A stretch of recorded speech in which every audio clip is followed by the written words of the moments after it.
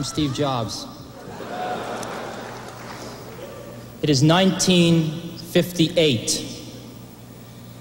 IBM passes up the chance to buy a young fledgling company that has invented a new technology called xerography. 2 years later, Xerox is born, and IBM has been kicking themselves ever since. It is 10 years later, the late 60s.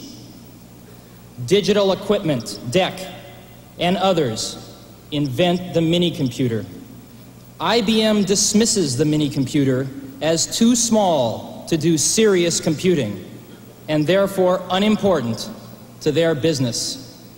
DEC grows to become a multi-hundred-million-dollar corporation before IBM finally enters the mini-computer market.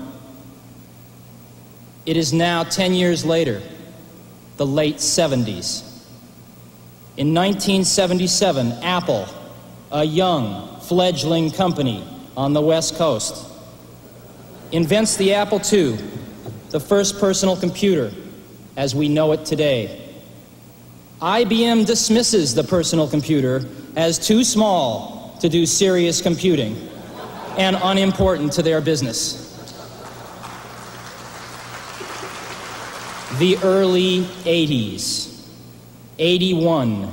Apple II has become the world's most popular computer, and Apple has grown to a $300 million company, becoming the fastest growing corporation in American business history.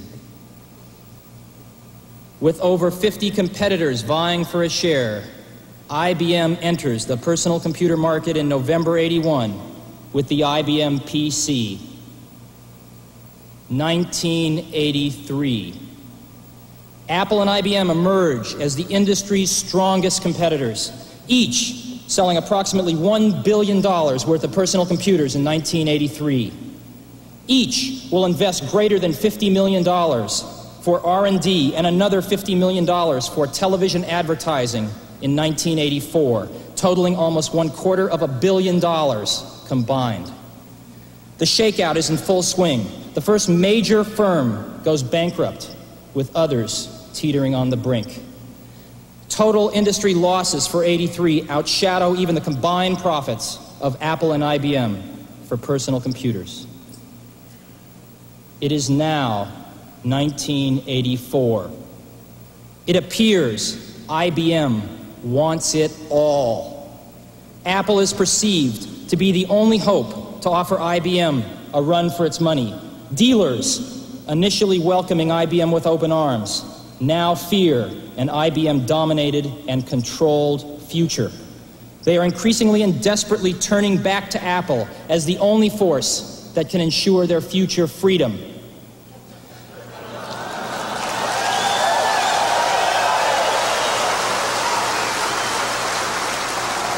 IBM wants it all and is aiming its guns on its last obstacle to industry control, Apple. Will Big Blue dominate the entire computer industry? The entire information age? Was George Orwell right about 1984? For today we celebrate the first glorious anniversary of the Information Purification Directives. We have created, for the first time in all history, a garden of pure ideology, where each worker may bloom, secure from the pests of very contradictory thoughts. Our unification of thoughts is more powerful a weapon than any fleet or army on earth. We are one people, with one will, one resolve, one cause. Our enemies shall talk themselves to death, and we will bury them with their own confusion. We shall prevail.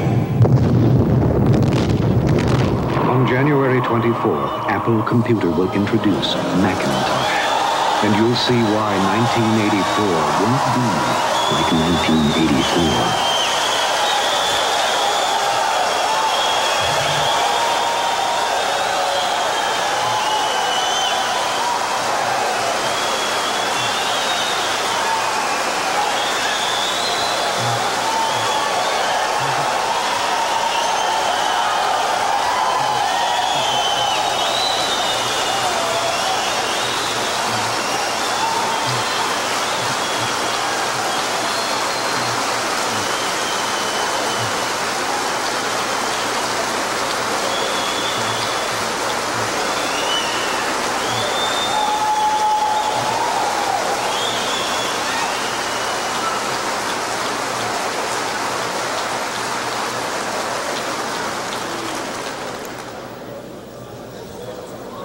That ad is going to run 1 week before Macintosh is introduced.